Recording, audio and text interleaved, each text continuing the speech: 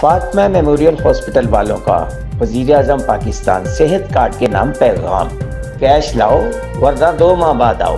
حکومت پاکستان طریقہ انصاف کے دعوے دھرے کے دھرے رہ گئے۔ صحت کارڈ فراڈ، غریب عوام پریشان، کیش لاؤ ورنہ 2 ماہ بعد آؤ۔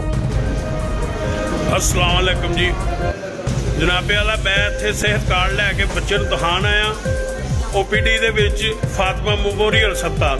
اے میرا کارڈ ہے جرا میں تفصیل نال تہاوں دکھاواں گا۔ میرے بچے نوں تکلیف ہے، ہرنی ہے تے وہ سون تو بہن تو تنگ ہے تے میں ڈاکٹر صاحب نوں کہا، انہیں کہا اگر تسی پیسے لے وہ اسی ہونے آپریشن کر دیاں گے، نہیں تے تانوں 2 مہینے ٹائم دیاں گے کہ تسی صحت کارڈ تو بنانا ہے۔ عمران صاحب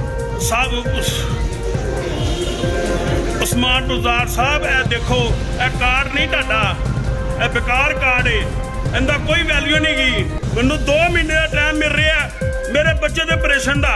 اے ہسپتال وچ لین وکھری ہے VIP بندیاں دی، جڑے کارڈ والے نے انہاں نوں پیچھے سٹیا ہے تے ذلیل و خوار ہو رہے نے۔ اے کارڈ دی سانوں ضرورت نہیں گی، میں دس دیاں میرے بچے 2 مہینے ٹائم دے رہے نے ایس ہسپتال والے۔ میں کہا ڈاکٹر نائیں ڈاکٹر محمد جوید شاکر صاحب، میں غلط نہیں کہہ رہا، میں بعد میں بات کرتا ہوں آپ سے۔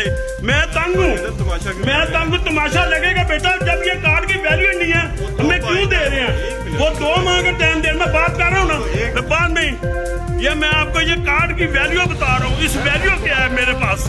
یہ جوید شاکر صاحب نے 2 ماہ کا ٹائم دیا ہے ہرنیہ کے آپریشن کا، وہ تکلیف میں ہے، وہ بیٹھ نہیں سکتا۔ میں بات کر رہا ہوں نا بھائی، میں بات کر رہا ہوں نا، مجھے اپنی ویڈیو مکمل کرنے دے۔